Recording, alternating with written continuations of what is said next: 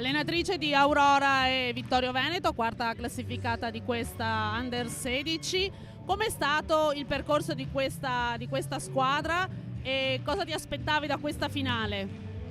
Allora, diciamo che è stata una squadra messa assieme da alcune ragazze del San Vendemiano, una ragazza dell'Oderzo, quindi comunque è diciamo una formazione nuova.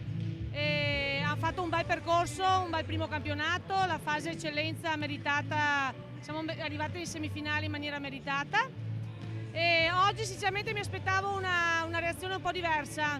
Non siamo entrate mai in partita tranne il terzo set, abbiamo faticato in ricezione e non abbiamo fatto una gran pallavolo. Felter secondo me ha fatto il suo, ha difeso più di noi e quindi il risultato è stato abbastanza giusto così, dovevamo giocare un po' meglio.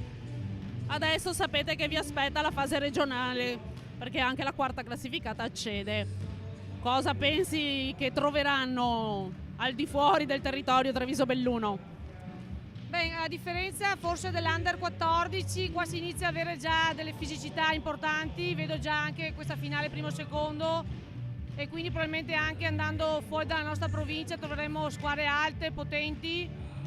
Spero di potermela giocare, ecco, di fare comunque delle partite buone e dire la nostra.